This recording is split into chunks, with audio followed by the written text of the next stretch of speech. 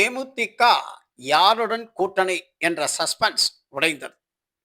அதிமுகவுடன் பேச்சுவார்த்தை, திமுகவுடன் பேச்சுவார்த்தை என்று மாறி மாறி கருத்துகள் பரவி வந்த நிலையில், கடலூர் மாநாடுக்கு பிறகு கூட்டணியை பற்றி அறிவிக்கப்படும் என்று தெரிவித்த பிரேமலதா, அதன் பின்பு மாவட்ட செயலாளர்கள், கழக உறுப்பினர்கள் ஆலோசனை கேட்டு அதன் பின்பு எந்த கட்சியுடன் கூட்டணி என அறிவிக்கப்படும் என தெரிவித்து வந்தார். இந்த சூழலில் பொது வெளியில் பல்வேறு கருத்துகள் பரப்பப்பட்டன.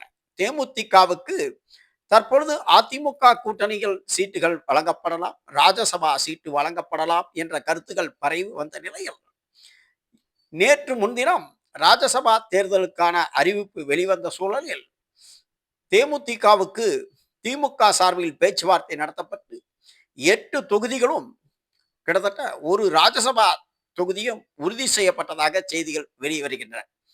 இதற்கான வாக்குறுதிகள் வழங்கப்பட்ட நிலையில், வருகின்ற மார்ச் மாதம் நடக்கும் ராஜ்யசபா தேர்தலில் தேமுதிகவை சேர்ந்த சுதீஷ் அல்லது அவரது விஜயகாந்தின் மகனுக்கோ ராஜ்யசபா எம்பிக்கான சீட் வழங்கப்படலாம் என தெரிய வருகிறது. அல்லது இவர்களில் ஒருவர் சட்டசபை தேர்தலில் போட்டியிடுவார். எனவே திமுக கூட்டணிகள் தேமுதிகவுக்கு 8 தொகுதிகளும் ஒரு ராஜ்யசபா எம்பி தொகுதிகளும் வழங்கப்படும் என செய்திகள் தெரிவிக்கின்றன.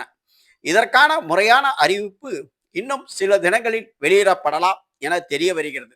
காங்கிரஸ் இழுபறி சூழலில் தேமுதிக திமுக கூட்டணிக்கு வந்திருப்பது அதிமுகவுக்கு பெரும் அதிர்ச்சி வைத்தியமே என தேர்தல் கணிப்பாளர்கள் தெரிவிக்கின்றனர்.